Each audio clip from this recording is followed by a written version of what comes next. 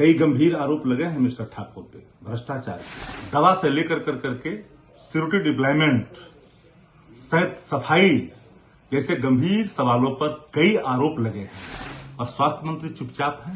स्वास्थ्य मंत्री जब गंभीर नहीं है पीएमसीएच जैसे प्रतिष्ठित अस्पताल के लिए, तो फिर तो बड़ा सवाल है ना।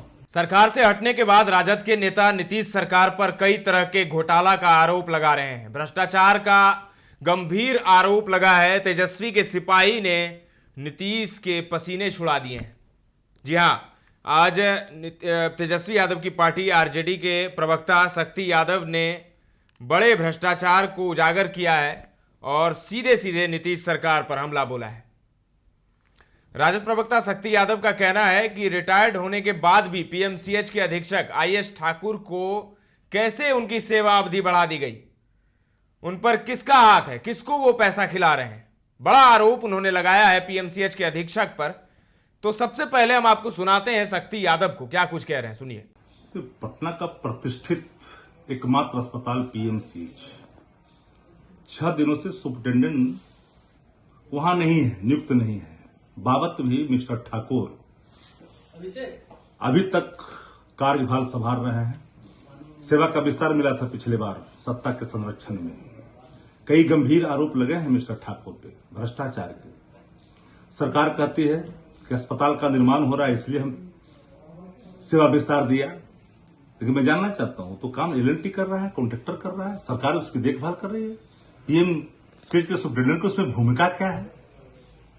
दवा से लेकर करके सिक्योरिटी डिप्लॉयमेंट, सफाई जैसे गंभीर सवालों पर कई आरोप लगे हैं और मैं पूरी ईमानदारी के साथ कहता हूं कि जितने भ्रष्टाचार के गंभीर आरोप लगे हैं बावजूद भी सत्ता प्रतिष्ठान उनको संरक्षित कर करके फिर से सेवा विस्तार देने की कोशिश की जा रही है।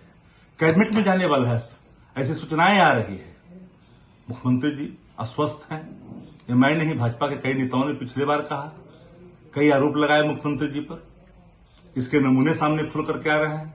आखिर क्या कारण है कि विस्तार पर सेवा, विस्तार पर सेवा विस्तार? वो कौन शख्सियत है भाई? वो कितनी बड़ी हैसियत है? हस्ती क्या है उसकी? क्या पूरी महामारी से जुड़ा हुआ किस्सा है कि ऐसे अधिकारियों को लगातार सेवा विस्तार देने की जी जान से कोशिश की जा रही है और स्वास्थ्य मंत्री चुपचाप हैं? स्वास्थ्य मंत्री जब गंभीर नहीं है पीएमसीएच जैसे प्रतिष्ठित अस्पताल के लिए, तो फिर तो बड़ा सवाल है ना। कई वहां के सहयोगियों ने जो वह पदस्थापित हैं गंभीर आरोप लगाए, उसके प्रमाण हैं, मैं सब साझा कर रहा हूं। देखिए कितने गंभीर आरोप जिस पे लगे हैं बावजूद भी पीएमसीएच के सुपरिटेंडेंट जो 6 दिन पहले तक थे फिर भी जबरन काम कर रहे, उनकी सेवा विस्तार के लिए कैबिनेट में भिजवाने की तैयारी चल रही है। कौन है बेनिफिशियरी भ्रष्टाचार का भाई? महामारी कितने वसूले जा रहे हैं जिसके कारण एक रिटायर लोगों को सेवा विस्तार पर सेवा विस्तार देने की कोशिश की जा रही है। ये बहुत बड़ा गंभीर आरोप है। ऐसे आरोपों से सरकार को संज्ञान लेना चाहिए, लेकिन सरकार तो अचेत है। नायक तो चुपचाप हैं। भारतीय जनता पार्टी ने पूरे सीएमओ पर अपना कब्जा बना रखा है और मिस्टर ठाकुर को सेवा विस्तार देने के लिए कसरत करना शुरू कर दिया है। तो आपने सुना शक्ति यादव को, पूरा भड़के हुए हैं और सरकार पर आरोप लगाया है उन्होंने। और जो अधीक्षक हैं आईएस ठाकुर, उन पर कई गंभीर आरोप लगाए हैं।